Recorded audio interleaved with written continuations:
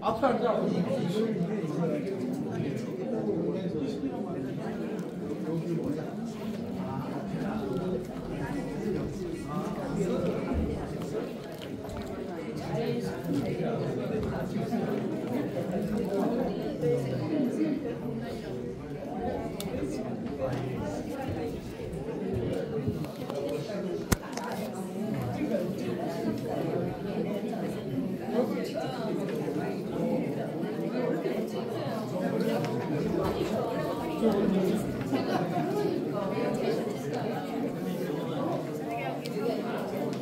안녕하십니까. 이제 세미나를 시작하는 거니까요. 자리에 앉으시기 바랍니다.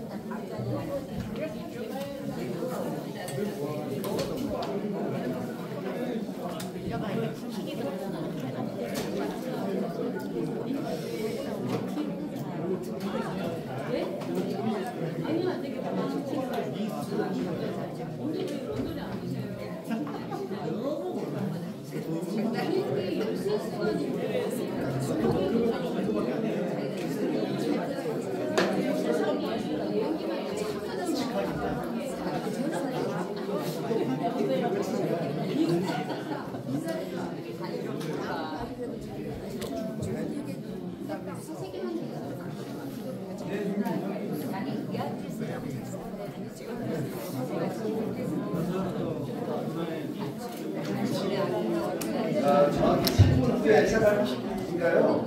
보시는 분들은 그냥 좌정하시지 마시고 좀 이렇게 인사도 나누시면 좋을 것 같아요. 여기 명찰에 보면 그 단체명, 그다음 직함이 적혀 있으니까요. 그거 보시고 서로 이렇게 명함도 주고받고 친분을 쌓는 시간을 가지면 좋을 것 같습니다.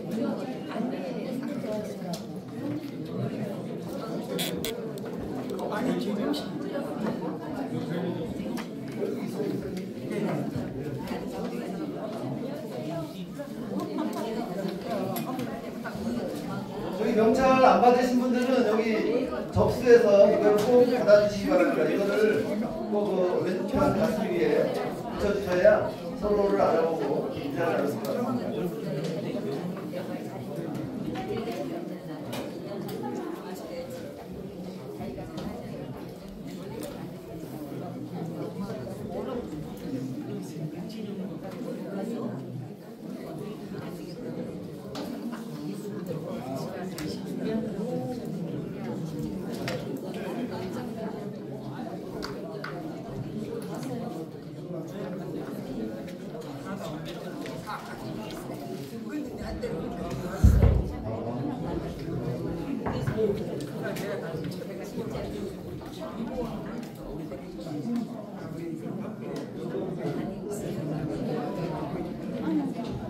사실은 이런 행사에 다 시간 전에 다 오시는 걸로 알고 있는데 오늘 일기가 좀 안 좋지요.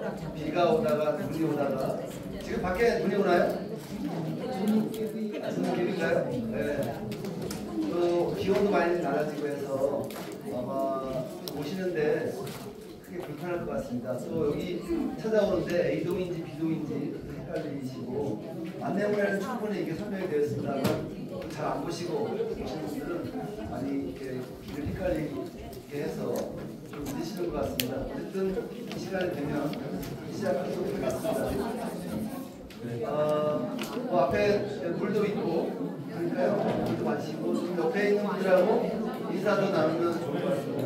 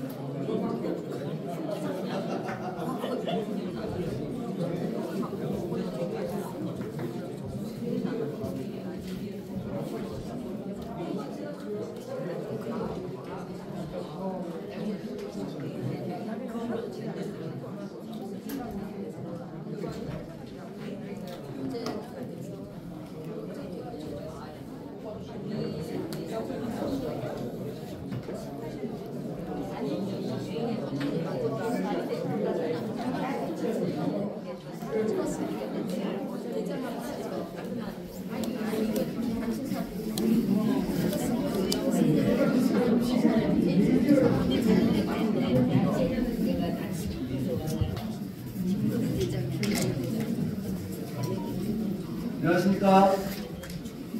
네, 오늘 코리안드림 대행진위원회 정기 세미나의 사회를 맡게 된 이두수라고 합니다. 잘 부탁합니다. 저는 통일실천 교수협회 사무총장을 맡고 있고요. 또 오늘 이 행사 제목인 코리안드림 대행진위원회의 사무총장도 맡고 있습니다. 네, 앞으로 잘 부탁드리겠습니다. 오늘 오시느라고 좀 힘드셨죠? 네. 지금도 진행 대비가 내리나요? 아니요. 많이 좋아졌나요? 아마 날씨가 이렇게 안 좋아서 여기 길을 찾는데 좀 어려움이 있으신 것 같아요. 늦으시는 것 같은데 그래도 여기서 보니까 아주 정말 만장하신 여러분입니다. 잘 오셨습니다. 이번에 날씨만 이렇게 변동스러운 게 아니라 사실 우리 주변 국제 정세도 굉장히 변동스럽고 또 여러 가지 위기 상황도 많이 있습니다. 우크라이나 러시아 전쟁이 아직도 계속되고 있고 또 하마스 이스라엘 전쟁도 계속되고 있는 가운데서 우리 국내적으로 오늘 또 한번 다가와가지고 여러 가지 좀 불편하고 또 혼잡스러운 내용이 많이 있습니다. 그런 가운데 오늘 코리안드림 대행진에서 주최하는 정기 세미나에 참가하신 여러분 정말 환영합니다. 우리 박수로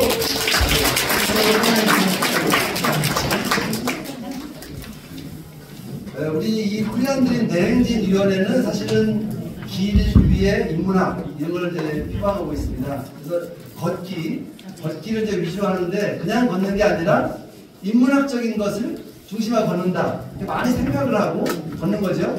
그래서 작년에 우리가 땅끝마을 해남에서부터 여의도까지 걸었는데요. 한 달 동안 걸었습니다. 이거를 이제 토대로 해서 계속해서 이거 한 번 행사로 끝나는 것이 아니라 계속해서 걸을 겁니다. 또 걷는 것만이 아니라 우리가 인문학적인 사고, 인문학적인 내용도 같이 공유하면서 하기 때문에 그 첫 번째 행사로 이렇게 인문학 강좌 이 이름을 어떻게 지을까 하다가 코리안드림 대행진 위원회 정기 세미나 이렇게 해서 격월로 진행할 겁니다. 이번 이제 2월 달에 했으니까 다음에는 4월 달에 진행할 겁니다. 이제 앞으로 계속 공지가 나갈 거니까요.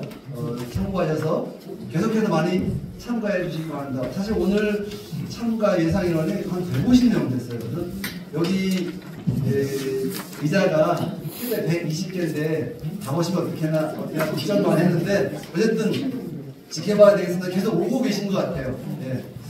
앞으로 이 정기 세미나 이 인문학 강좌가 점점 더 유명해지고 또 내용이 충실해져서 한국에서 유명한 그런 인문학 강좌가 되었으면 좋겠습니다. 이 행사에 대해서 사실 이제 조직하고 또 이끄는 두 분에 계신데 앞으로 소개드리겠습니다. 먼저 한반도 통일지도자 총연합 이상진 회장님을 모시고 이 세미나의 배경과 이제까지의 어떤 경로를 통해서 되어졌는가 하는 설명을 하도록 하겠습니다. 이상진 회장님을 모시겠습니다. 박수로 보겠습니다.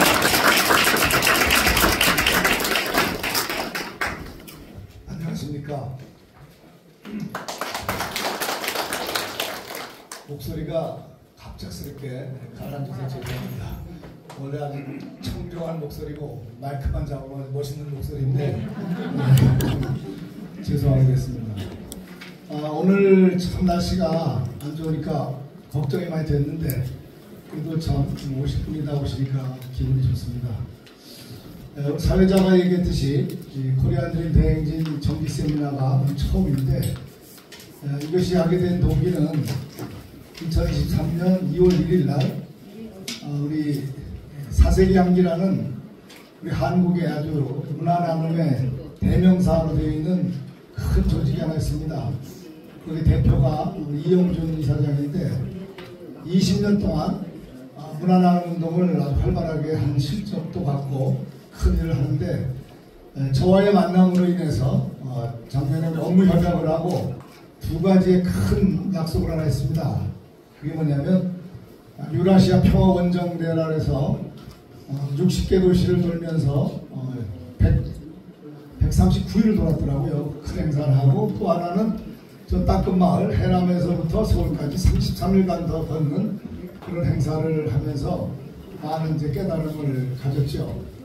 올해부터는요, 이 두 단체가 합의한 대로 문화나눔 또 통일을 실천하는 운동의 하나로 정기 세미나를 하고 또 하나는 걷기 운동을 합니다. 그래서 우리가 2025년에 1000만 대 행진을 하는데 온라인, 오프라인 행사로 크게 이제 행사를 하게 됩니다. 지난해 우리가 땅끝마을 9월 1일부터 해남에서 여의도까지 33일간 걸었는데 전체 걸은 게 아니고 틈새를 쭉 걸어오면서 동작역에서 한 300명이 모여서 여의도 나루역까지 오는데 나루역에 모인 팀까지 해서 1400명이 여의도 광장까지 걸었습니다. 아주 그 비디오를 보면 멋있게 나오는데 그 편집을 못해가지고 보여주지 못해요. 편집을 잘 해가지고 한번 보여드리도록 하겠습니다. 그래서 정기 세미나가 앞으로 활발하게 돼서 두 달에 한 번이지만 계속적으로 해가지고 우리 세종로 포럼이나 광화문 포럼 이상의 포럼으로 키워나갔으면 하는 기대심이 가지고 있습니다. 우리 이영준 이사장님 어디 계시죠? 잠깐 나오시죠. 우리 오늘 첫 강의를 해주실 분이 이영준 이사장님인데 제가 나이가 2살이 더 많아서 나하고 형님이라 해서 형님. 키를 맞춰야 돼요. 그래서 앞으로 이 책을 통해서 우리가 이제 문화나눔을 많이 하지만은 통일운동이라는 거는 액션이 중요하잖아요. 많은 운동을 이제 진행할 때 큰 힘이 될 겁니다. 우리 박수 한번 해주십시오. 오늘 두 번째 강의하실 분을 제가 참 모셨는데 최진태 교수님 잠깐 좀 강사님 나중에 소개하겠지만은 올라오십시오. 이번에 앞으로 우리 강의를 통해서 우리 큰 영의 양식, 문화의 양식을 집어주실 분입니다. 박수 한번 해주십시오. 그래서 이제 여러분들은 이제 강의 듣지만은 걷기 문화, 걸으면 아주 큰 힘이 생기는데 저도 아침마다 보통 5,000보에서 10,000보 꼭 걷습니다. 집에서도 걸어 아침에. 그래 텔레비전 보면서도 걸어야죠. 그래서 걸으면 신진대사가 되고 근데 그냥 걸으면 재미가 없습니다. 두 가지 구호를 가지고 그래야 돼요. 코리안 드림 대행진, 코리안 드림 대행진, 코리안 드림 대행진, 코리안. 또 하나는요, 만사형통, 만사형통, 만사형통, 만사형통 이렇게 걸으세요. 그렇게 해가지고 박자를 맞추면서 걸으면 마음보기를 제가 만들고 있는데요. 마음보기를 이제 딱 이제 3월 중순에 런칭시킬 겁니다. 그러면 하루에 10,000보씩 건 사람들을 와가지고 1년에 365만 보 거는 사람에게 시상을 하려고. 시상에 대한 여러 가지 지금 계획을 짜고 있으니까 그때를 기대하시고 지금부터 열심히 걷는데 그러나 5월 1일 날은 올해 5월 1일 날은 문경 세제 가서 한 500명이 걸을 거예요. 큰 불제 단체들 10월은 여기서 5월 달로 이제 조정해야 돼요. 왜냐면 그때 팀장들이 모여가지고 걷는 운동을 연습을 해서 10월 1일 날은 우리 DM 이번에 여름에 우리 10월 달에 행사했지 않습니까? 여의도 광장에서 한 3만 명 모였죠. 이번에 저기 임진각에서 한 3만 명 모입니다. 그러나 그 자리가 만약 예약이 안 되면 천안에 독립기념관으로 가는데 그때 우리 팀들이 사방에서 이제 올라오잖아요. 그때 다 걷는 거예요. 그렇게 걷기 때문에 그때는 이제 우리 팀들이 한 2,000~3,000 명 걸을 테고 자체가 걷게 되면 이제 한 10,000명, 20,000명 걷게 될 겁니다. 그런 문화를 만들어내려니까 그런 기대를 가지시고 우리가 이제 세팅되는 대로 이제 알려드릴 테니까 힘을 모아주시면 고맙겠습니다.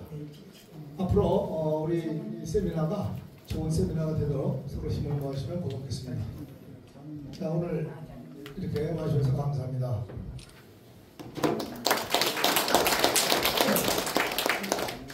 예, 오늘 강의가 두 분 계시기 때문에 바로바로 진행하도록 하겠습니다. 예, 방금 소개해드린 우리 사색의 향기 이영준 이사장을 모시고 강의를 듣도록 하겠습니다. 요거는 제가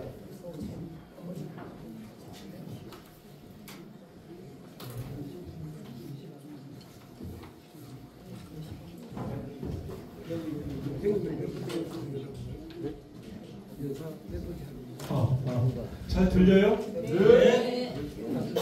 귀가 보고서는 잘안 들려가지고. 안녕하세요. 사색향기 이영준입니다. 반갑습니다. 하여튼 처음에 할 때 분위기 안 잡혀가지고 뭐가 얘기가 될까 싶은데 한번 오늘 시작을 해보도록 하겠습니다. 가만있어.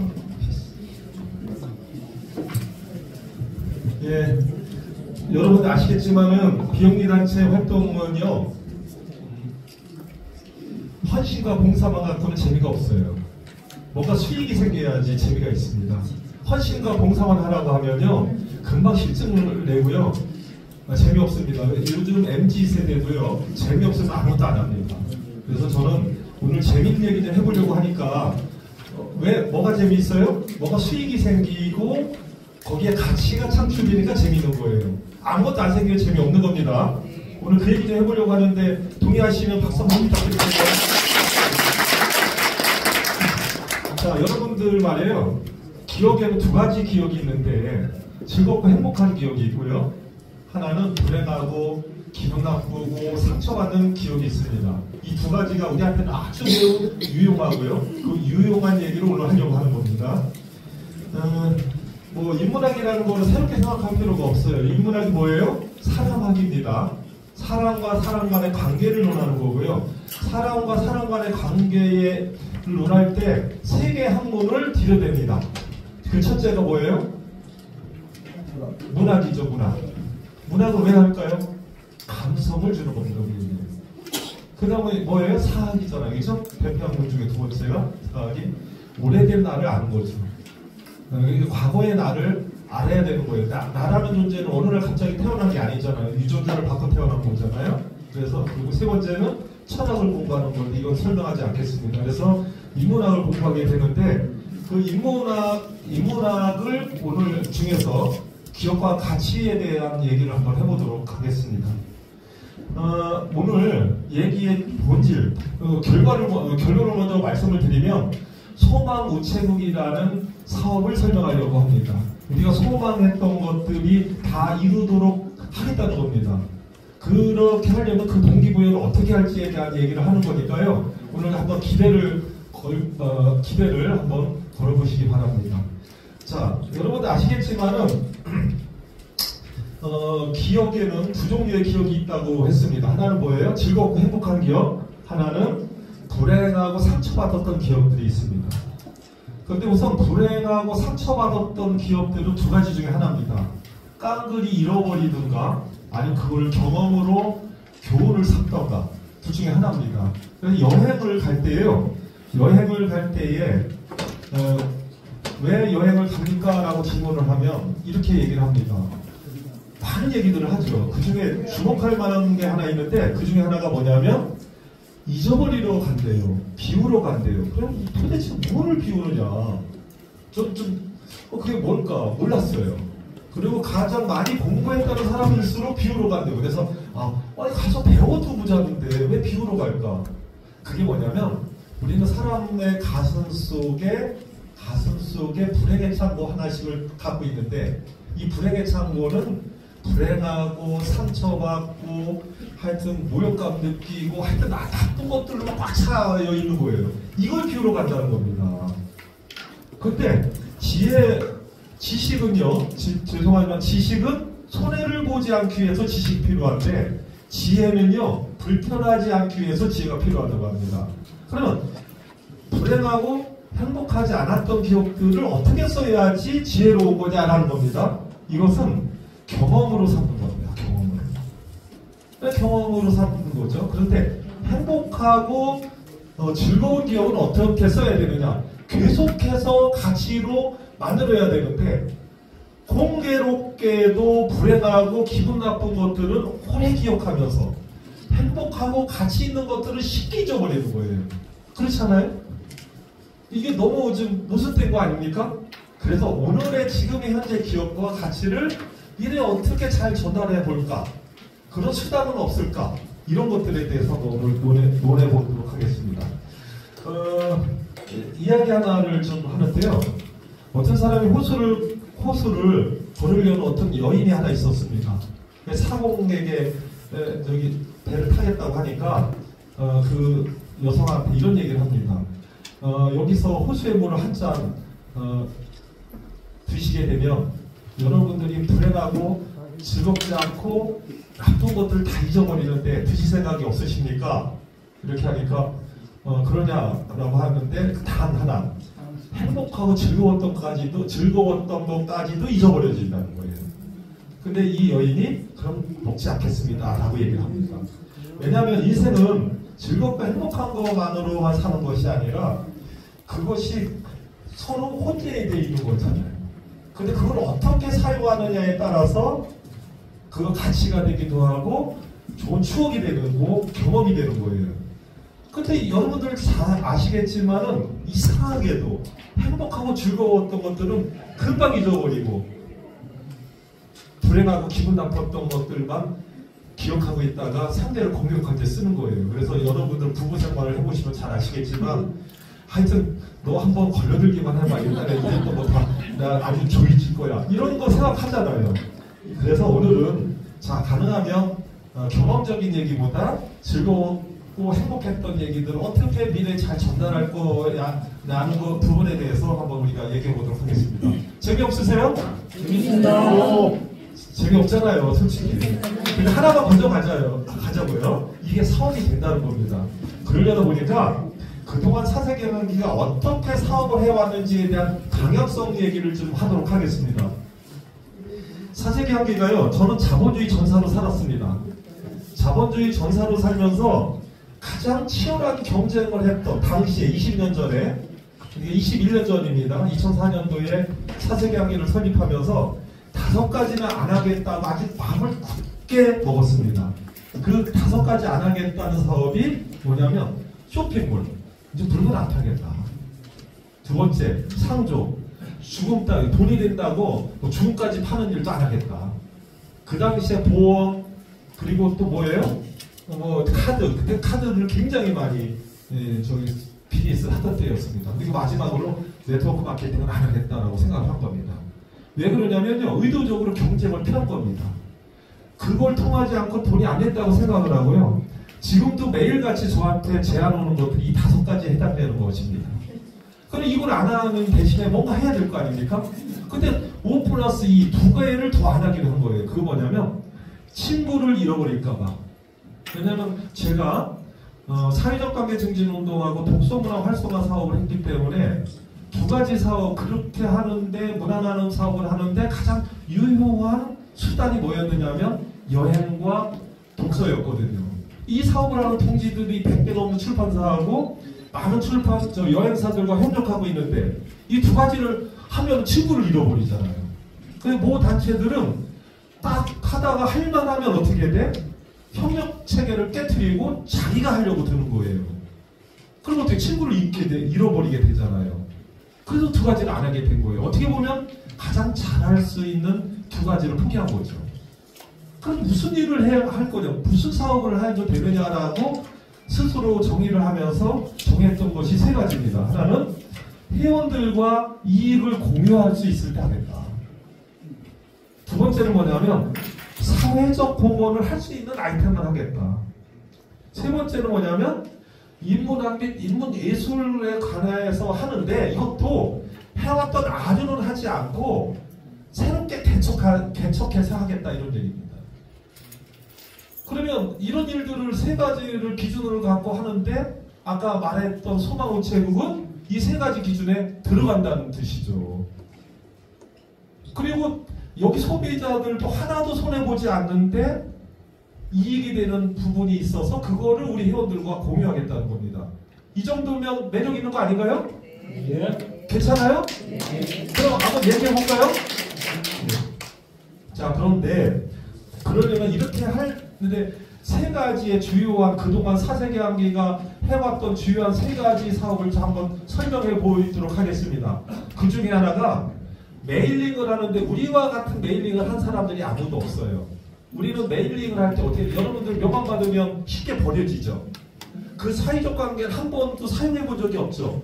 그분들에게 저는 향기 메일을 추천하게 한 겁니다. 아침마다 뭐라고 돼 있지 여기?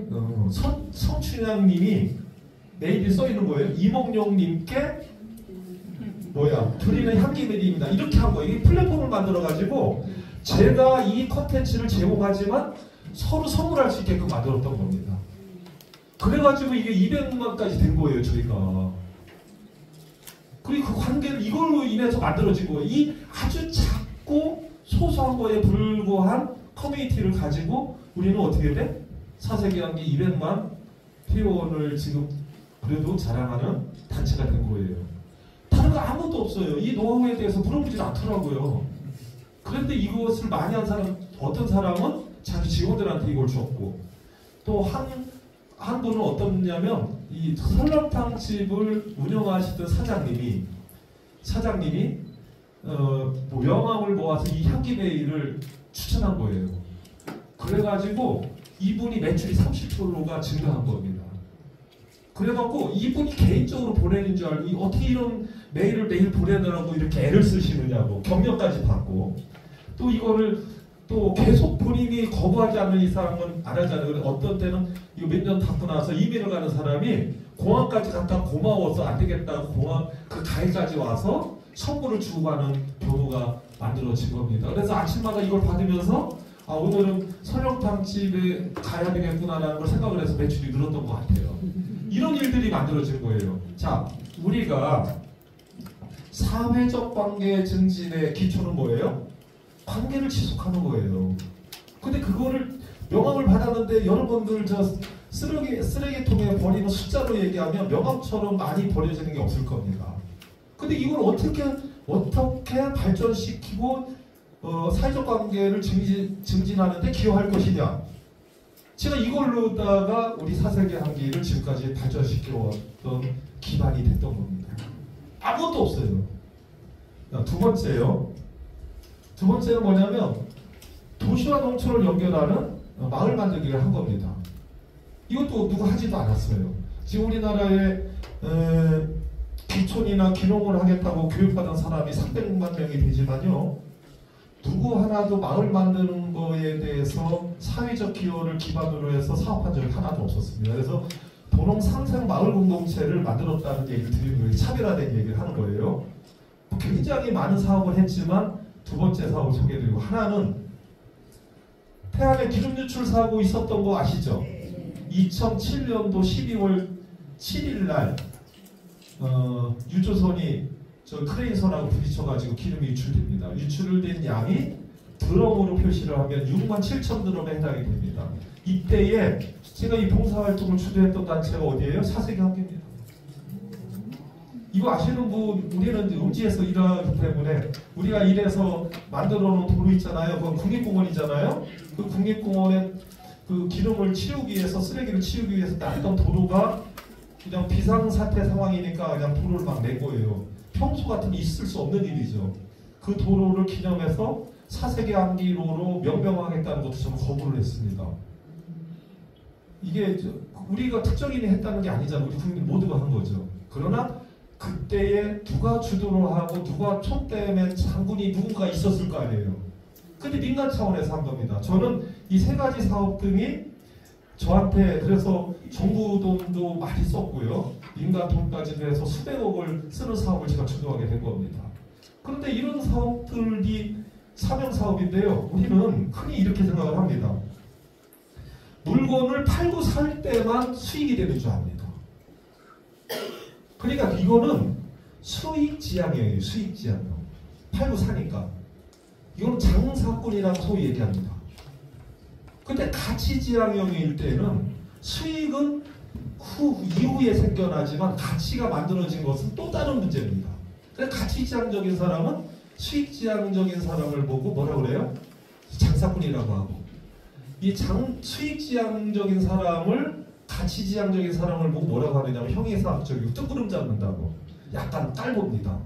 근데 이게 상호 반대되는 개념이 아니라 이거에 대한 균형과 조화가 필요한 부분입니다. 이게 잘 맞으면 어떻게 돼? 품격이 있어지고, 그죠? 명품이 만들어지는 겁니다. 그래서 어떤 상품을 만들 때에도 그래요. 수익에만 의존하면 상품이지만 거기에 가치가 들어가면 뭐가 돼요? 명품이 되는 거예요. 그러니까 단체도 마찬가지인 겁니다. 그래서 제가 아까 5가지 뭐라 그래요? 쇼핑몰, 상조, 카드 보험, 네트워크 마케팅을 안 하겠다고 한 겁니다. 그런데 우리 회원들은 하시겠죠. 그거에 대해서 도움이 되는 일들은 안 하겠다는 게 아닙니다. 우리가 직접 하지 않겠다는 거죠. 그래서 20년간 이거 안 해오느라고 엄청 힘들었어요. 회원 수가 좀 있다고 하니까 매일 이거 제한입니다. 매일 제한. 근데 어떻게 친한 사람이 오는데 어떻게 놀라고 그래요. 그래서 제가 많이 욕을 좀 먹었습니다. 그럼에도 불구하고 하는 것보다 안 하는 게 이렇게 어렵다는 것을 알게 된 거죠. 그리고 이제 그러다 보니까 4세계 한기의 사업 기준이 뭐냐라는 겁니다. 여러분 문화 나눔은 재화 나눔하고 구분할 필요가 있어요. 재화 나눔은 그냥 한마디로 봉사입니다. 근데 문화 나눔은 같이 상황을 공유하는 거예요. 그래서 저는 이렇게 설명을 합니다. 제가 설명한 건 아니고 다른 성각자들이 설명을 했는데 비를 맡고 있는 사람이 있을 때 우산 2개를 갖고 있다 하나를 주면 봉사입니다. 시혜적 개념이에요. 재화 나눔이죠. 문화 나눔은 뭐냐면 같이 비를 맞는 겁니다. 이런 20년 전에 이런 이런 생각을 가졌다는 거 괜찮은 거죠. 그 당시가 막 태동될 당시였었어요. 이런 개념이. 이 정도만 하면 저 박수 한번 받을 만한. 그거하고 이제 사회적 관계 가치 증진 이 두 가지가 화두인데요. 그게 뭐냐면 이런 겁니다. 몇 분 남았죠? 15분 남았어요? 딱 방송구나. 하여튼 이게 뭐냐면 이런 거예요. 사회적 관계가 왜냐면 우리가 행복하다 안 하다. 그래서 혹시 행복한 부분에 대해서 설문조사에 의뢰해 보신 분들은 알지만은 이게 이제 행복학이 3가지 학문에 의해서 발전하게 됩니다. 하나는 종교학, 하나는 사회과학, 하나는 생리학. 이 3가지 측면에서 발전을 해와요. 근데 이게 공통되게 설명하는데 세계 학자들하고 만나봤더니 딱 하나만 공통으로 얘기를 하는 거예요. 이 행복의 50%는 관계라는 겁니다. 세 사람 다 종교도 마찬가지고 사회과학적인 개념도 마찬가지고 생리학적인 개념도 마찬가지예요. 생리학적인 얘기 한번 해볼까요? 행복의 기원이라는 책을 보면 연세대 교수가 우리나라 행복학 박사가 뭐라고 하느냐면 생존을 위해서 행복이 필요한 겁니다. 행복하지 않으면 못 견뎌요. 우울증 오면 어떻게 해요? 재벌도 자살해요. 그러니까 무슨 얘기냐? 50%가 그게 관계예요. 그래서 이 관계 증진이 필요한 겁니다. 그래서 사회적 관계 증진은 우리가 계속 할 필요가 있는 거죠. 그래서 이 사회적 관계의 가장 큰 장애가 여러 가지가 있는데 그 중에 하나가 뭐냐면 너무 우리 이런 말 있잖아요. 일로 만난 사람은 유효기간이 6개월. 이런 얘기 들어보셨죠? 근데 그거를 놀이로 전환하면 어떻게 돼요? 몇십 년 가는 거예요. 그 대학 우리 동아리 대학 동기들은 어떻게 오랫동안 만나잖아요. 여기 저기 오케스트라 단장님도 계신데 이런 거 하면 오래 가요. 같이 이렇게 악기 한 번에 하면. 그래서 놀이를 해야 돼요. 그런데 이거 한번 생각해 봅시다. 뛰는 사람 위에 나는 사람인데 나는 사람 위에 뭐예요? 붙어가는 놈. 그래서 파리도 천리마에 붙으면 어떻게 돼요? 천리를 가는 거예요. 근데 누가 붙여줘요? 안 붙여주잖아요. 거래를 하면 조건을 따져요. 그러니까 중매를 하면 안 돼요. 연애를 하면 뭐예요? 조건 안 따지잖아요. 좋으면 그만이니까. 놀이에요, 놀이.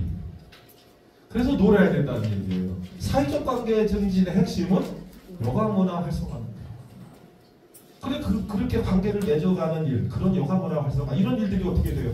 하나 돈이 안 돼요. 근데 가치는 만들어줄 수 있는 거예요. 우리 사회에 행복하게 하는데 기여될 수가 있다는 거죠. 그래서 그거 하는 거고 또 가치가 아까 가치 증진이 뭐냐면 너무 우리는 물질적인 욕구, 소유에 너무 집중되어 있는 거예요. 그걸 하다 보면 친구가 생겨요, 안 생겨요? 안 생기잖아요. 제가 나쁜 짓을 많이 했거든요. 이익을 내려고 영업할 때 누구 뭐 사정 안 받거든요. 근데 아주 나쁜 사람이 접니다. 그래서 사죄하려고 사세계학이 설립했어요. 상상하는 것들이 현실적으로 잘 만들면 어떻게 향기 나는 거고 그 생각을 잘못 쓰면 어떻게 악취가 나잖아요. 향기 나자고 한 거예요. 이게 사회적 관계나 가치 증진 운동을 하겠다라고 제가 마음을 먹은 겁니다. 그래서 사람 댐댐이가 되려고 한 거예요. 그래서 오늘 제가 사업에 이런 기준을 가지고 사업을 구상하게 된 겁니다. 그래서 소망우체국 사업은 뭐냐면 이런 거예요. 우리가 현재 굉장히 오늘 감사한 사람이 있는 거예요. 감사한 거. 저희 집사람한테 선물을 어떤 걸 주느냐면 저는 1년 전에 감사하고 고마웠던 편지를 요번 생일 때 선물하고요. 요번에 최근에 그러니까 최근에 고맙고 감사했던 것들을 적어서 내년도에 편지를 써서 소위를 받아놨다가 내년도 생일 때 선물합니다. 그럼 이해 안 돼요? 그죠? 근데 재밌는 게 뭐냐면 이때 뭐가 소환돼요? 기억과 가치가 소환되는 거예요. 그 행복해지는 거예요. 그리고 깜빡 잊어버렸잖아요. 그게 소망우체국의 핵심입니다. 여러 얘기할 거 없어요. 그래서 이걸 어떻게 하려고 하느냐면 우편으로 그런 서비스를 하는데 이게 매일 내가 이제 우리 저도 60대 중반 후반 들어가는데요.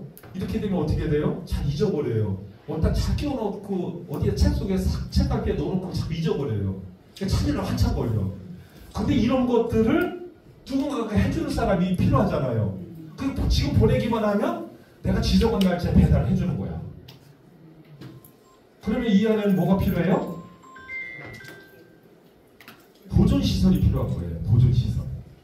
그리고 그 다음에 뭐예요? 업무 시스템이 필요하고 그 다음에 이런 것들 실시간으로 그 신청자하고 그 사무자 간에 또 공유하는 정보 공유가 필요하고요.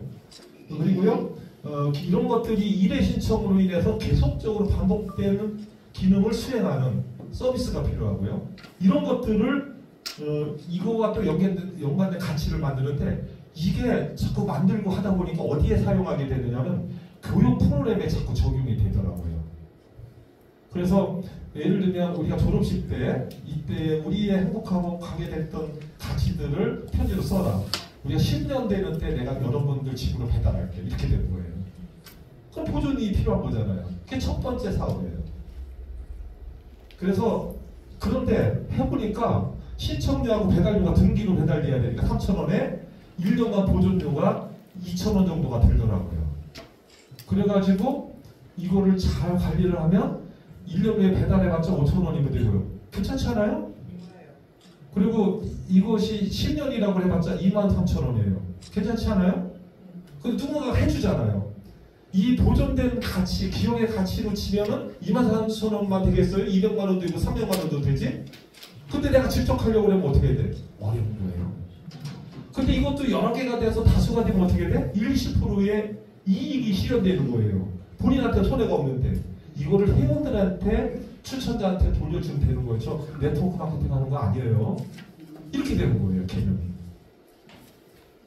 그러다 보니까 뭐 서비스 절차는 뭐 홈페이지 가서 하고 가서 파면 거기서 받아가지고 보내고 이런 얘기인데요. 오늘 그 설명 필요 없고요. 두 번째가 뭐냐면 이런 현재의 기업과 가치를 미래에 전달하는 방법 중에 하나가 뭐냐면 지금 우리가 갖고 있는 소중한 것들이 너무 많아요. 만약에 예를 들면 어린아이들의 베레 옷도 있을 수 있고요. 소중하게 했던 뭐 스케치했던 그림 잘 그렸던 자기 애들이 천재 아닌 사람이 있어요? 여러분들 솔직히 얘기할게요. 애들이 공부 잘하고 못하는 거는 무슨 이유예요? 솔직히 유전자입니다. 지가 머리 나쁜데 애가 어떻게 머리가 좋을 수가 있어요. 그런데 그런 사람은 공부 머리만 안 되는 거지 다른 머리 잘하니까 그걸 하게 해주면 되는 거예요. 그런데 그렇게 열심히 육아일기 써놓고요. 매일 집안에 뒀다가 나중에 이사 갈 때 잊어버려갖고 없어요. 그러지 말고 타임캡슐 박스를 하나 만들어서 얘가 성인이 됐을 때 이렇게 전달됐으면 얼마나 의미 있고 부모님의 사랑을 느낄 수 있겠습니까? 근데 걔 책장 속에 넣어놓고 이게 뭐냐 그러면 너 옛날에 어렸을 때 한 거야 하고 뭐 이상한 사진 하나 놓는데 이게 왜 옛날에 이렇게 초음파로 찍으면 사진 나오고 이런 거 전달하면 매일 접하고 있다가 어느 날 잊어버려도 그만인 거예요. 어떻게 생각하세요? 근데 이것도 박스에 모아서 미래 전달하면 어떻게 되는 거예요? 두 번째 사업, 타임캡슐 사업이 되는 거예요. 이것도 보존시설과 이런 것들이 필요하면 되는 거죠.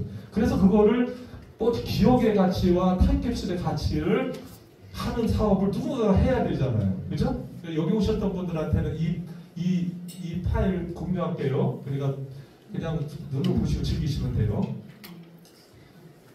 그러다 보니까 신청료가 박스 같은 거 뭐 보존 그걸 보존하기 위해서 어떻게 해야 되고 곰팡이도 쓰면 안 되고 뭐 여러 가지 조건들이 필요 항우락습 시설에 넣어야 되고 이런 거 해봤자 5년이면 10여만 원, 뭐 10년이어봤자 20만 원 정도 20여만 원 되는 거예요.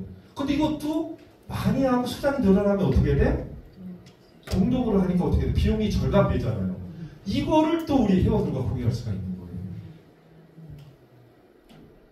그럼 이거는 여러분들이 다자가 좋은 거 아니에요? 나는 그 시설 활용하니까 좋은 거고 또 사업자는 그런 거를 다수 하니까 한두 개 갖고는 손해가 더 크죠. 관리자 인건비도 안 나오지만 수량이 커지면 그런 이익이 되잖아요.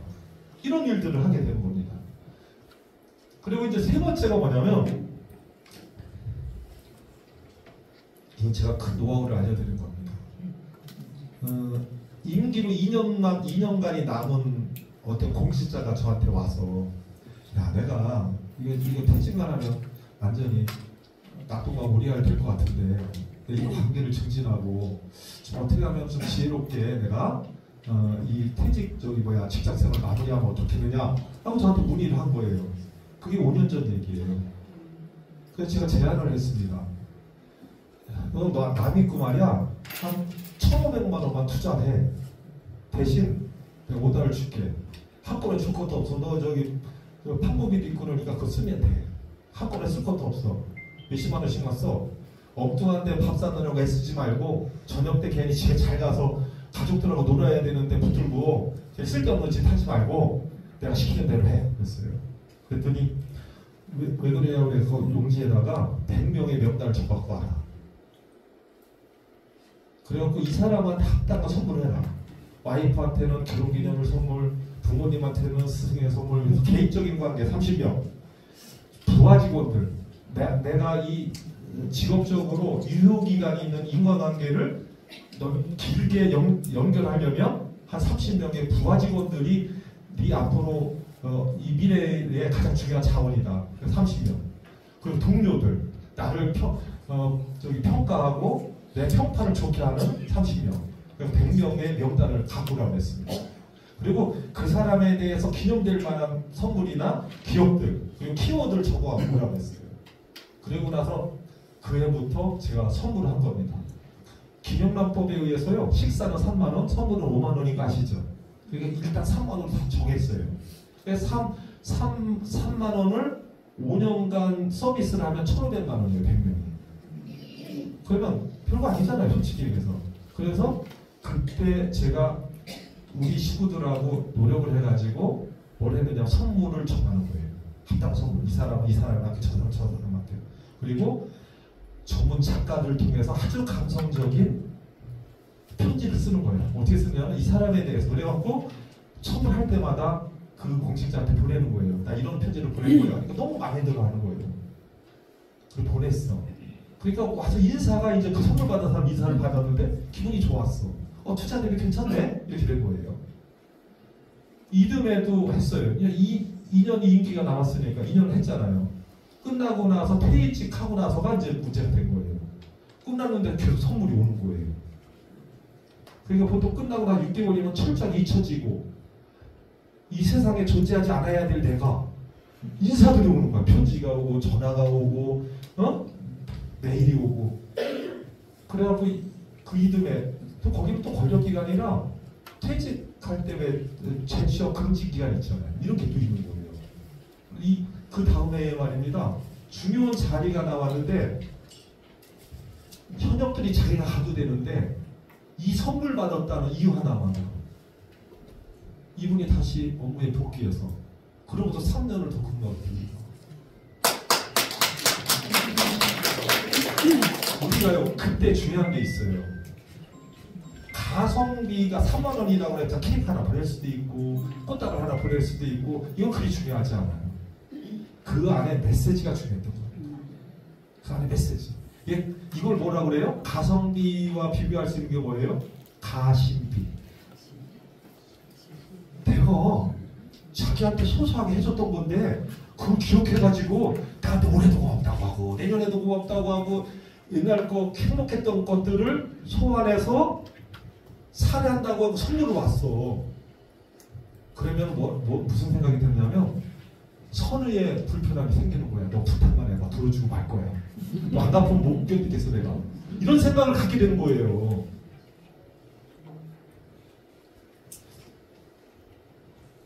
다르고 아무것도 없어요. 기념할 날이 얼마나 많습니까?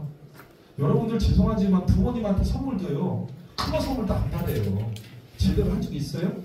뺀 핑계대기 편한 거예요. 뭐 난 해외 출장 갔고 뭐 나는 어쩌고 저쩌고.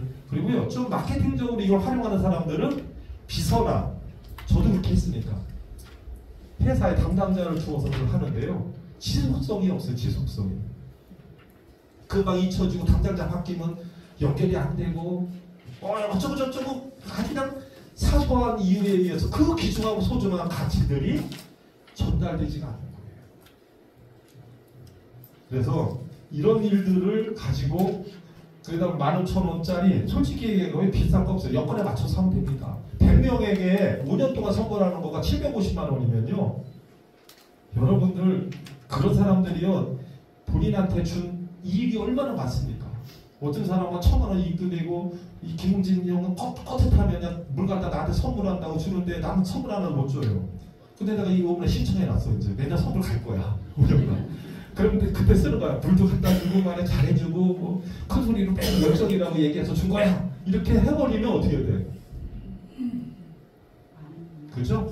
머리로 감사한 것은요 잊어지면 그만이고 잊혀지면 가슴으로 들어오면 또 이게 잘 없어져. 이상하게 또 몸으로 익혀내면 우리가 자전거만 배우잖아요. 20년 동안 자전거 한 번 안 타도 자전거 탈 수 있습니다. 몇 분 남았죠? 오, 네, 잘했어요. 잘된 것 같아요. 그래서 이게 유효하다는 거예요. 이거를 시스템적으로 내가 구현하는데 1년이 걸렸습니다. 처음에는 수기로 하니까 몇 명을 할 수가 있는데 100명, 200명만 돼도 장난이 아닌 거예요. 업무가. 작가들한테 편지를 쓰게 해서 보내주면요. 자기가 내가 예를 들면 이런 거예요. 우리 이동갑 위원장님한테 이제 예를 들면 선물을 나한테 하는 걸로 된 거야. 그러면 우리 사무국에서 이동갑 위원장, 나 이동갑 위원장, 이영준 이사장한테 이런 선물 보낼 건데 이런 문구하고 이런 선물을 보낼 거니까 한번 검토해보라고 보내. 그럼 이동갑 위원장이 더 감동해. 야, 내가 이렇게 편지 잘 썼단 말이야. 그럼 나한테 뭐라고 보내냐면 딱 하나만 확인해요.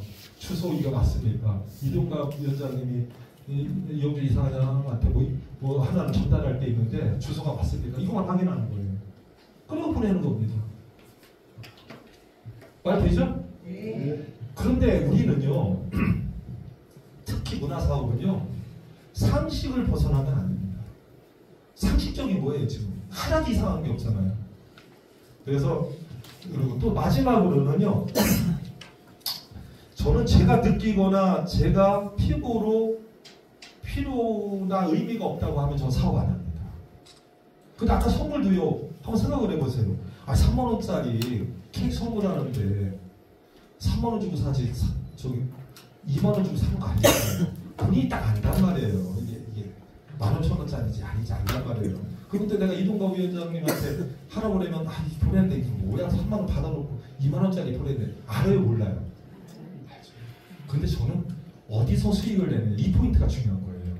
공동구매가 되면 싸요 안 싸요? 여러분들 제대로 아시네요. 싸죠. 그 싼 걸 누가 가져요? 우리 회원들과 공유하면 되는 거예요. 이거를 공동구매라고 하는 거예요. 그러니까 그 구성원들이 함께 선물하기로 한 사람들끼리 모여서 공동으로 구매하면 되는 겁니다.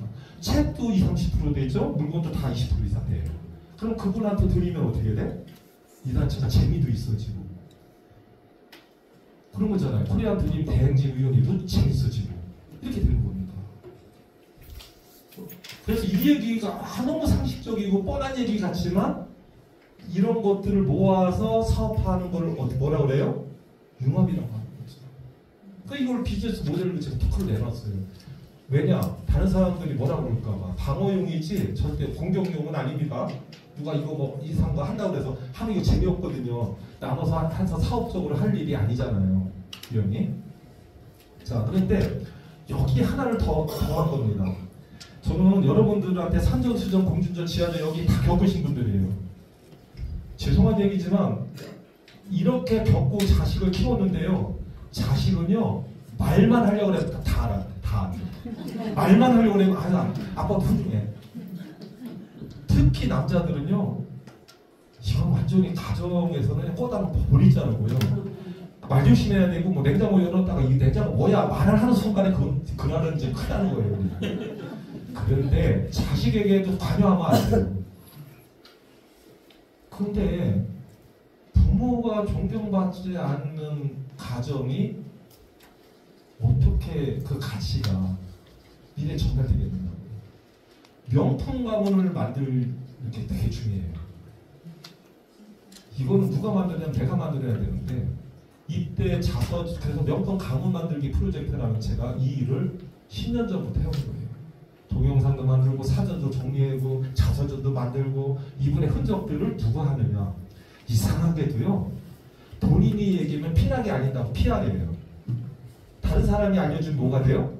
소문이 되는 거예요. 소문으로 가장을 해서 이분이 진짜 열심히 살아왔고 내 가정을 지키기 위해서 노력했다는 걸 보여주면 어떻게 돼요? 자긍심이 생긴단 말이야. 거기 들고 있어. 구성원이 자긍심이 생기면 그게 명품 가문이 뭐냐고. 그게 행사 전달이에요. 그러다 보니까 어떻게 했냐. 돌아가신 분한테 당신 지금 제가 독거노인 봉사하는 일을 한번 한 적이 있었는데요. 독거노인이 돌아가시고 나서 가봤더니요. 난방도 하나도 안 되는 집에서 돌아가신 거예요. 가봤더니 침대 밑에 몇백만 원이 있어. 그리고요. 못 자게 보니까 포장도 뜯지도 않은 오리털, 파카 이런 것들이 있어요. 도대체 왜 이렇게 살아? 그래서 내가 몇 분한테 그런 얘기를 했어요. 대부분 이렇게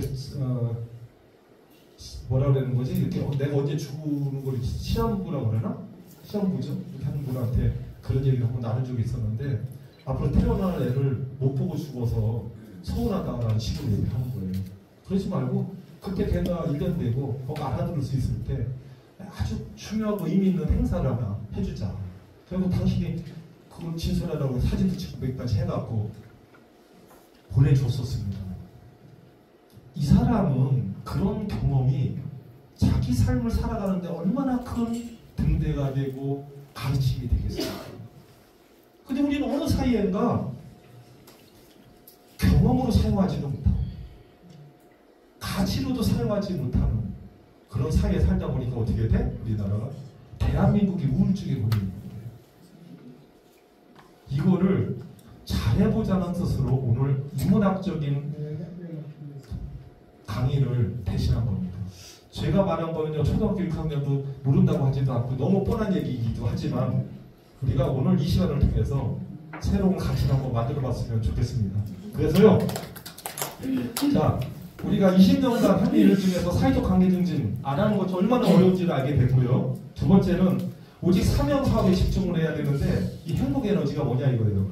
저는요, 수천 통의 응원과 격려 메일을 받기도 하지만 수백 통의 저를 욕하고 아주 짓밟는 메시지도 받습니다. 두 가지가 동시에 있는 거죠. 근데 저는 어디에 집중하는 줄 알아요? 저를 욕하고 힘들게 하는 사람을 더 먼저 봅니다. 그리고 잘못하고 시정하겠다는 메일을 보내잖아요. 그 사람이 더 저한테 아군이 됩니다. 그래서 우리가 이런 것들도 있고요. 세 번째는 뭐냐면 문화나눔 운동의 미래가 필요해요. 우리나라에는 여러 가지 법이 있지만 인문정신 문화 진흥에 관한 법률이 있는데 이거 안 써먹고 있다는 거예요.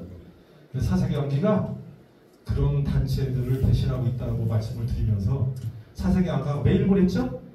그리고 근대 현대사에 유명한 사건이 있을 때 중심에 서가지고 봉사활동도 했잖아요. 그죠? 그리고 우리나라 앞으로 마을이 없어져요. 그런데 그런 마을 없어지는 걸 생각해서 도농상생 마을 공동체를 만들어서 지금 충남 홍성에 30만 평을 사고 실제 하고 있거든요. 이런 것들을 통해서도 충분히 우리 회원들한테 공유한 이익을 주고 가치를 줄 수 있는 거예요. 아까 말씀드렸잖아요. 우리 미래 소망우체국을 구매한 사람들한테 뚜껑만큼도 손해를 끼치지 않아요. 공동구매를 통해서 우리는 그 가치를 만들어서 함께 하시는 우리 회원들께 혜택을 드리는 것이 목표입니다. 여러분 관심 가져주셨으면 고맙고요. 앞으로 여러분 앞날에 아주 기쁜 일만 잔뜩 꼭 있어 주시기 바랍니다. 고맙습니다.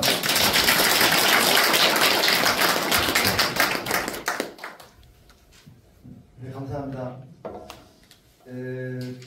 사색의 향기가 문화 나눔을 실천하는 그런 단체라는데 저도 예전에 그 기록을 이제 그 페이스북을 통해서 보니까 저도 사색의 향기 이영준 이사님을 예전에 만난 적이 있더라고요. 근데 이런 기억들이 어느 순간 또 지나가요. 묘한 버리듯이 이렇게 잊혀져 가는 것 같습니다. 아무튼 말씀해 주신 것처럼 우리가 이게 소중한 오늘 이렇게 만난 것도 소중한 만남이잖아요. 우리 옆에 앉으신 분들하고 인사를 나눌까요? 여기 명함에 명찰에 꼭 확인해 보시고 서로 인사를 나누면 좋을 것 같아요. 네. 약간 서먹서먹하지만 앞뒤 보면서 인사를 나누겠습니다. 네, 잠시 이제 휴식 시간을 가지는데요. 잠깐 휴식 전에 우리 기념사진 한번 찍고 가겠습니다. 여기 스태프들 나오는 여기 현수막 좀 찍어주실래요? 그냥 예. 네. 여러분은 그냥 앉아 계세요. 현수막만 이동하겠습니다.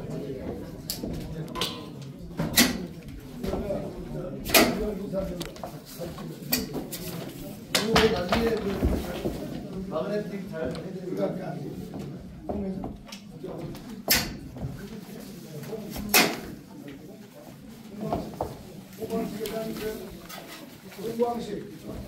자, 여기 선수가 이렇게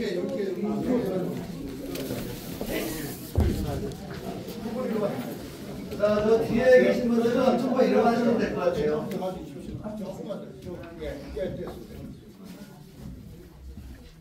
또 좀 뭐랄까 우리 집에 사진 없어.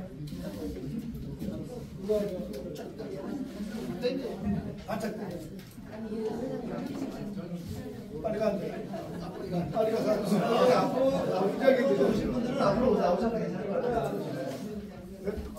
그냥 찍어도 볼수 없어. 대형 정전을 땡겨 앉으세요. 이빨 빠지고 와서.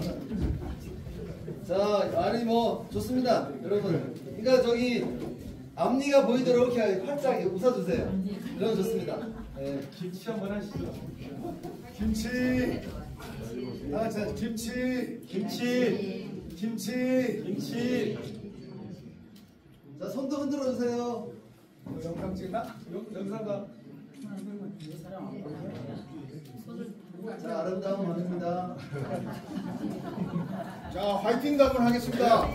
자, 화이팅! 화이팅! 자, 코리안들이 화이팅! 코리안들이 화이팅! 자, 좋습니다. 자, 뭐 자, 잠시 휴식 시간을 주도록 하겠습니다. 휴식 전에 제가 잠시만요. 휴식 잠시만 계시죠. 자, 휴식 전에 제가 좀 하나 광고를 좀 드렸는데 잠시만요. 제가 요즘에 아주 유명한 영화가 떠도는 게 있는데 그게 뭐냐면 건국전쟁입니다. 건국전쟁 보실 분 한번 손 들어보세요. 그 다음에 한 번 더 꼭 보시고 싶은 사람 한번 손 들어보세요. 자, 그래서 제가 2월 20일 날 호남고속버스터미널 부근에 보면 신세계백화점이 있어요. 그 지하 1층에 메가박스 센트럴점이 있는데 118석 있는 걸 예약을 해놨습니다. 그래서 오늘 참여하신 분들이 우선권을 드리려고 해요. 그래서 이거 뭐 단체로 하면 13,000원 하는데 10,000원에 예약을 다 해놨으니까 그렇게 하셔서 오늘 저 통지하면 선착순을 할 수밖에 없겠더라고요. 그 표를 내가 여기서 직원들이 나눠줄 거예요. 그러면 등록만 하시면 그날 오는 순서대로 주면 좋은 자리에 가서 앉는 수밖에 없어. 그러니까 등록은 해주시는 거로 시간은 2시 반으로 했습니다. 20날 2월 20일 날 2시 반 괜찮겠어요? 조정을 할 수 있는데요. 메모해 놓으세요. 그리고 오늘 저 전화번호 있으니까 다 보내드리겠습니다. 선착순으로 해가지고 100명 그래 진행하도록 하겠습니다. 회비는 10,000원씩만 내면 등록을 해야 되니까 이렇게 알고 한번 좀 참가해 주시면 좋겠고요. 부족한 분들은 또 우리 가시는 분이 많이 있습니다. 이렇게 하겠습니다.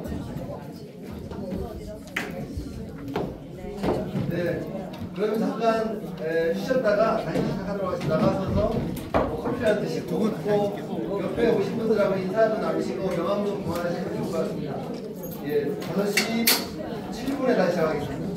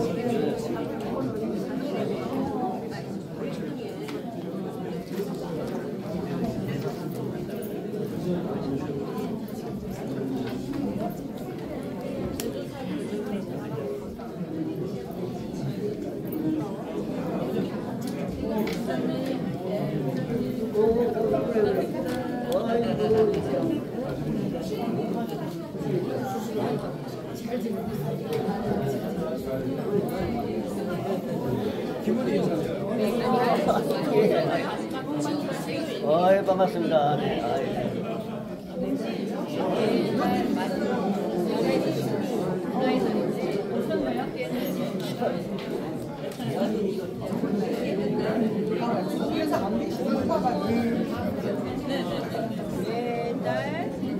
네, 반갑습니다.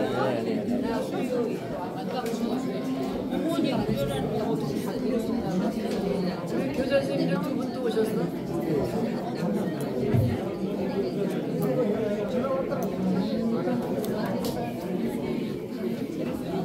잘 지냈어요? 아 예. 네, 새해 복 많이 받으시고. 네? 그래? 영어 어느 영화 할 거야?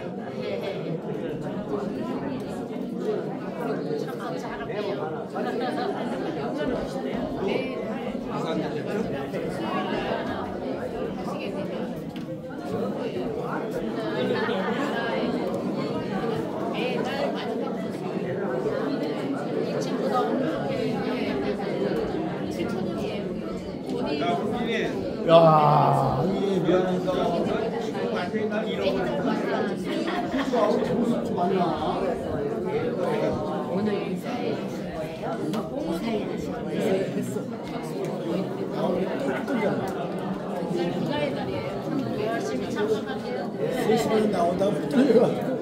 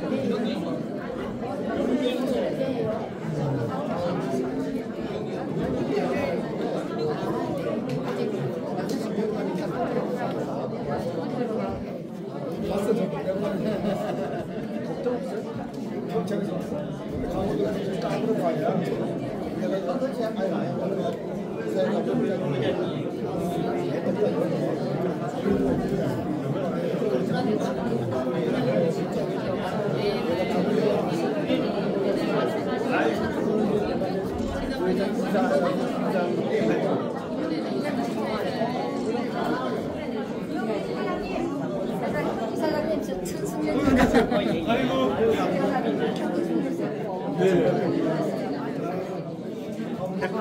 여기 왔으니까 그러니까요. 네, 자네 그거 너무 감사드렸어요. 아니에요 제가요 상리됐을 때도 우리 동부사관하고 행사를 했었잖아요. 정말로다. 보니까 도움이 됐을까 모르겠어요. 너무 아주 좋은데 이제 제 생각할 수 있는 역할이 있을 거예요. 제가 목표에 맞추는 그냥 추가하는 일이 아, 여기 가서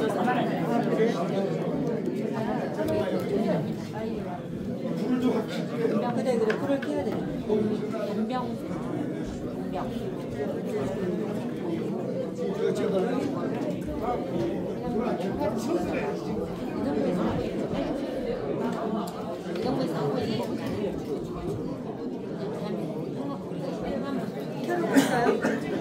이사장님 빨리 오시는 거 알고 얼른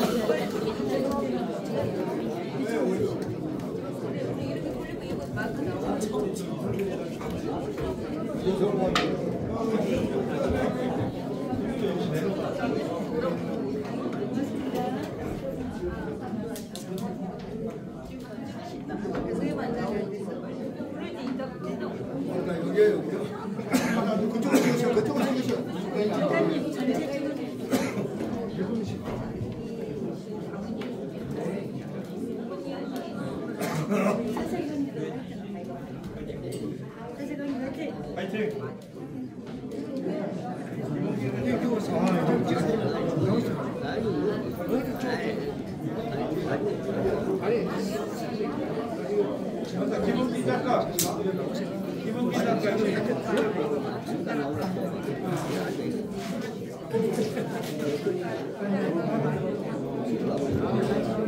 사진 줄 거야?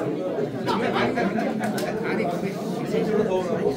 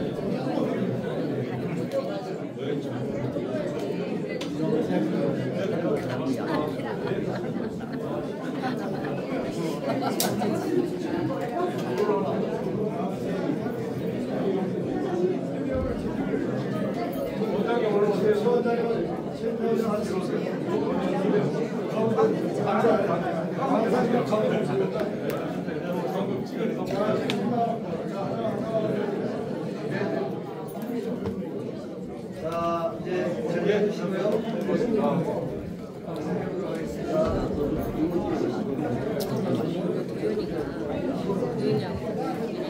네, 오늘 여기에 보이시는 분들이 초등 1학기 학생들과 한반도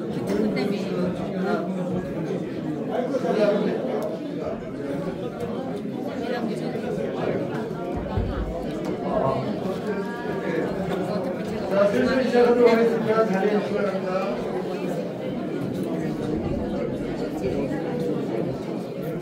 네, 초등학생이나 대학원 여러분, 한반도 통일수다 여러분, 다시 이 공자를 시작하도록 하겠습니다. 우리가 사실은 이게 우리가 같이 모이게 된 동기가 바퀴입니다. 바퀴라는 게 아주 중요한 것 같아요.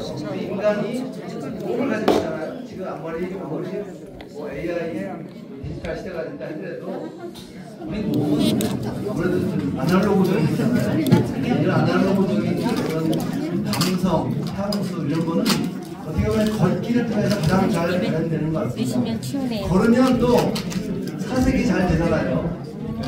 생각을 많이 하게 되고. 근데 가만히 보면 인류 역사도 이게 걷는 걸 통해서 또 생각을 통해서 발전해 온 것이 아닌가라고 생각을 합니다.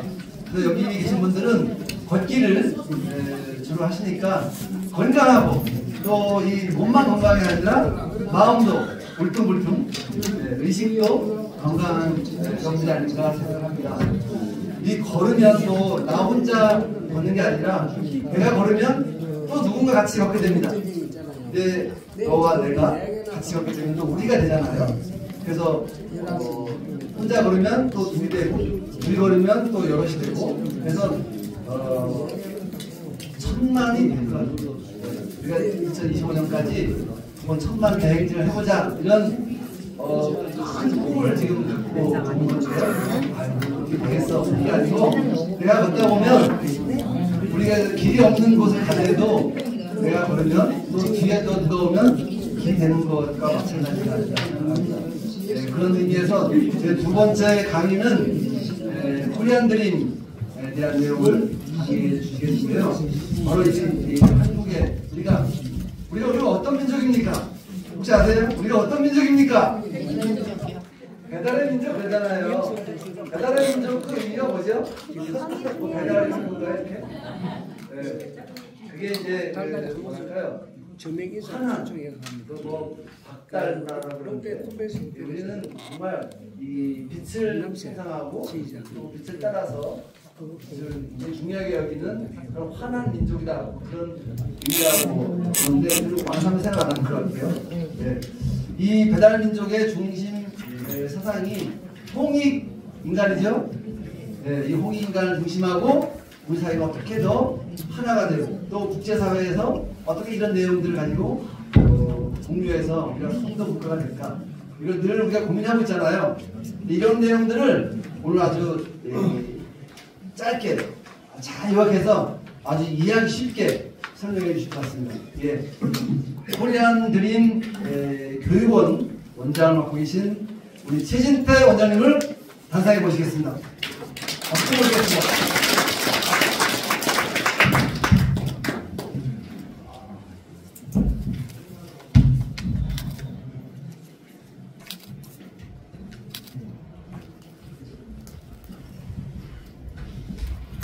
여러분 대단히 반갑습니다. 원래 2시간 내지 3시간 하는 강의를 이렇게 50분 만에 하게 됐습니다. 아주 짧고 간단하게 말씀을 올리도록 하겠습니다. 여러분 잘 살고 계십니까? 네. 우리말 중에 가장 잘못되고 착각하는 말이 잘 살고 있다는 거예요. 사실 우리는 잘 살고 있는 것이 아니라 죽음을 향해서 점점 나아가고 있지요. 그래서 원래 인사는 제대로 하려고 그러면 잘 죽고 계십니까? 이렇게 인사를 해야 맞다는 말이죠. 그죠? 아까 우리 이영준 이사장께서 시한부에 대한 얘기를 하셨는데 우리가 나는 꼭 안 죽을 것 같잖아요. 그런데 모든 인간은 진리가 죽는다는 거예요. 왜 이 얘기를 하냐면은 과거에는 웰빙 바람이 한참 불었죠, 그죠? 그러다가 이제 또 웰다잉 어떻게 하면 잘 죽을 수 있는가라고 하는 관점에서 여러 사회적인 운동이 벌어졌습니다. 요즘의 시대는 뭐죠? 웰에이징입니다. 우리는 늙어가는 것이 아니라 성장해가는 겁니다. 여러분 버나드 쇼라고 하는 사람 혹시 아는 분 계십니까? 아일랜드 극작가입니다. 노벨 문학상을 탄 셰익스피어의 최고의 인물이라고 평가를 받죠. 이분의 가장 유명한 게 뭐냐면 그분의 묘비명입니다. 서양에 있는 분들은 자기 생애를 마무리 지면서 유언처럼 묘비명을 남겨요. 우리는 맨날 이렇게 묘지에 가보면 학생 뭐뭐뭐 지묘 굉장히 재미없죠. 버나드 쇼가 어떤 묘비명을 남겼느냐면은 우물쭈물 하다가 내 이렇게 될 줄 알았다. 이렇게 남겼다고요. 뭐 대단한 명언을 남길 줄 알았는데 아주 재밌게 위트 있게 이런 명언을 남겼습니다. 그렇죠. 우리도 우물쭈물 하다가 어느 날 죽음과 맞닥뜨리게 되어 있습니다. 왜 이 얘기를 하냐면은 공자께서는 인생 50을 지천명이라고 그랬습니다. 하늘에 천명을 듣는다는 거지요. 그 말은 무슨 50이 되면 뭐 하늘에서 뭐가 열려서 무슨 계시가 내리는 이런 말이 아니라 네 삶의 방향성을 바꾸라고 말해요. 성경에서 예수는 회개하라 천국이 가까웠다 그랬거든요. 그 회개라는 게 뭐 내가 잘못했습니다 하는 죄사함의 회개가 아니라 예수의 말은 방향을 바꾸라는 겁니다. 인생의 방향을 바꾸라. 살고자 했던 데서 죽음을 향해서 나아가라. 그 말이 뭐냐면 가치로운 삶으로 전환하라는 겁니다. 사람은 육신이 있고 마음이 있고 영이 있는 거지. 지금까지는 육신을 위해서 열심히 노동하면서 돈 벌고 잘 살기 위해서 노력하고 가족도 부양했다고 한다면 이제 50이 되면 그걸 전환해서 보다 더 가치로운 일을 위해서 살아라. 이 가르침인 겁니다. 그러면 여러분 가치롭다는 건 뭐냐면은 이타적인 거죠. 우리가 가치로운 사람이라는 게 자기만 뭐 대단히 뭐 잘 먹고 잘 살고자 했던 사람을 보고 가치로운 삶이다 이렇게 얘기 안 하지요.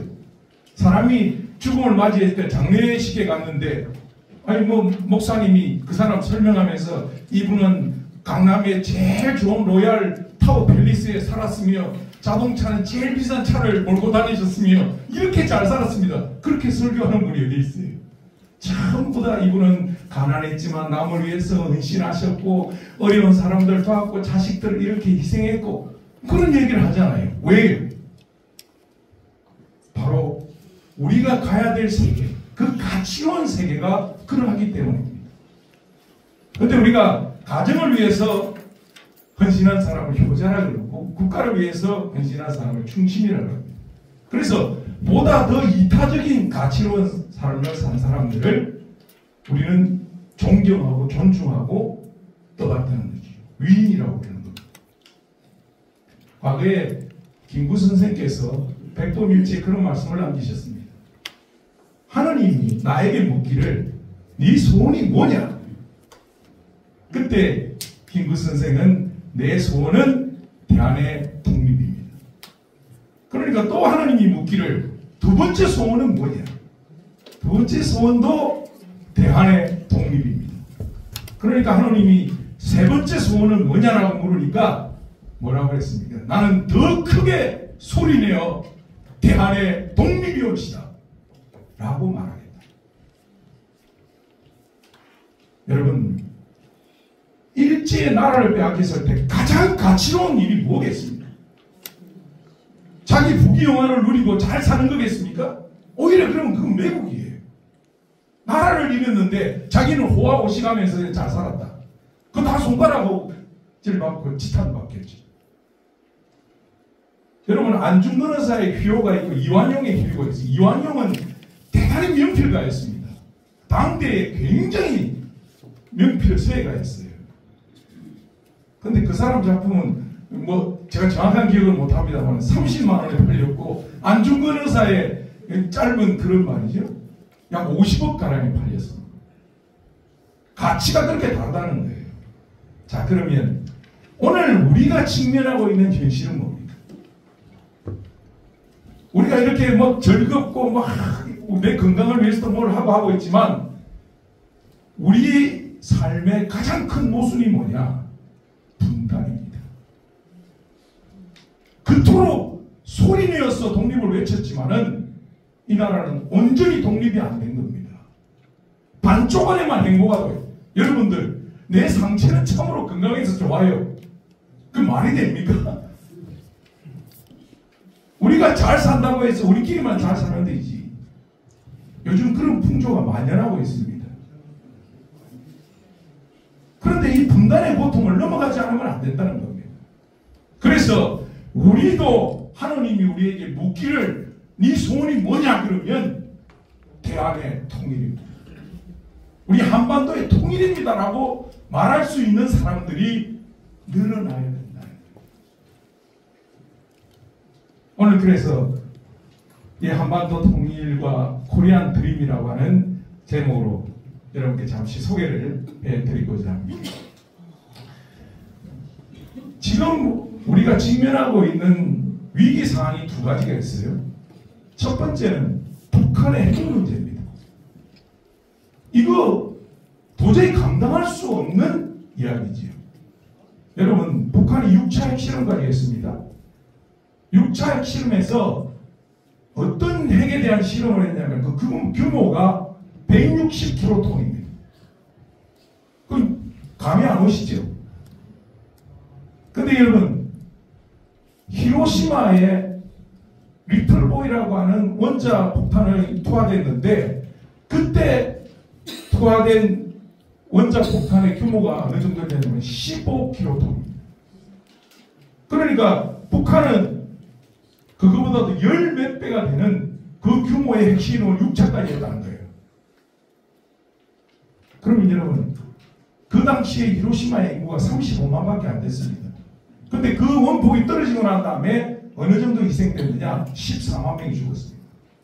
5분의 2가 죽었다. 그 후유증은 이루 말할 수 없는 거예요. 그런데 우리 이 서울이라든지 이런 곳에 핵이 한 발 떨어졌다고 상상해 보십시오.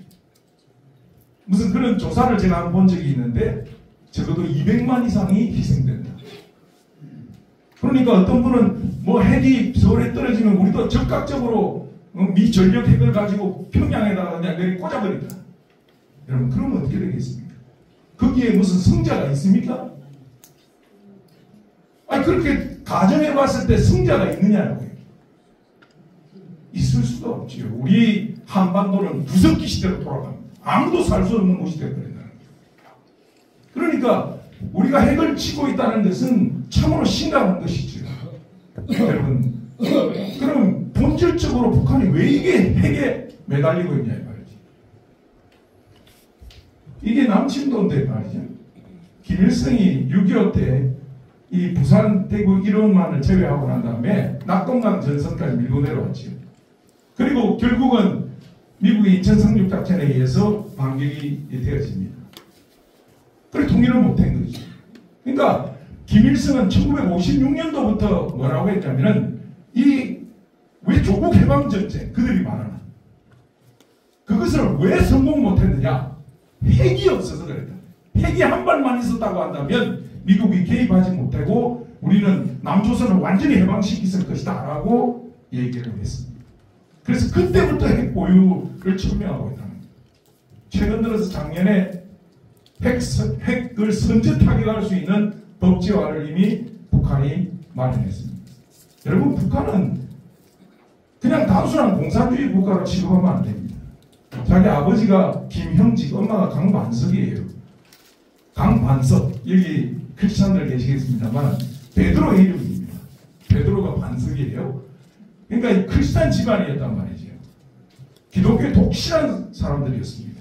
그래서 일선에 의하면 김일성은 젊을 때 주일학교 선생을 했어요. 교회에. 그러다 공산주의에 심취해가지고 결국 무슨 말이냐면은 공산주의에다가 기독교식 메시아주의를 혼합을 시켜놓은 겁니다. 이게 주체사상이에요. 그래서 수령 영도령이라는 게 나오게 됩니다. 원래 공산주의는 두 가지예요. 하나는 계급을 타파하자는 것이고 또 하나는요 봉건주의를 타파하자는 겁니다. 그런데 이거는 3대 세습을 해버렸어요. 세상에 이런 공산주의가 어디냐 말이죠. 그걸 막자고 그걸 거부하고 나온 것이 공산주의자들입니다. 그래서 이 3대를 어려우면서 이걸 뭐로 규정을 했냐면 백두혈통이라고 했다고. 그러면서 어떻게 주민들을 교화시켰냐면 이 백두혈통을 결사옹이해야 된다. 인민들이 다 죽더라도 이 백두혈통만 남아있으면 공산주의 혁명은 성공한다. 이렇게 교육을 시킨 겁니다. 그러면 이 백두혈통을 옹이하기 위해서는 무엇을 해야 되느냐? 핵을 가져야 됩니다. 그래서 어떤 경우에도 이 핵을 포기하지 않고 있다는 겁니다. 유엔이 강력히 제재했죠. 그런데 흔들리지를 않습니다. 북한 경제가 완전히 몰락했습니다. 그런데도 흔들리지 않습니다. 94년도부터 2000년도까지 소위 고난의 행군이 있었죠. 얼마가 죽었느냐? 200만이 아사했습니다. 단순히 굶어 죽은 사람도 많지만은 뗄 수 있는 이 뗄감이 없어가지고 국수나 이런 것을 그냥 맹물에다가 불려서 먹으니까 겨울이 되니까 장염이 생기버린 거예요. 그거 영양실조가 오고 장염이 오면 죽어요. 그래서 200만이 죽었습니다. 그런 나라가 무너지지 않았어요. 왜요? 백두혈통만 남아있으면 된다는 거죠. 다 죽어도.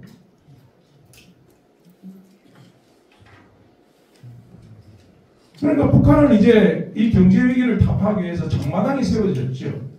전국에 이 북한 전역에 500개 정도의 장마당이 세워져 있습니다. 여기에 이제 새로운 돈주라고 하는 신흥 이 자본가들이 등장을 하기 시작하고, 평양에는 아파트에 프리미엄이 붙었습니다. 우리 아파트 프리미엄 붙듯이 그렇게 새로운 어떤 변화가 감지되고 있습니다.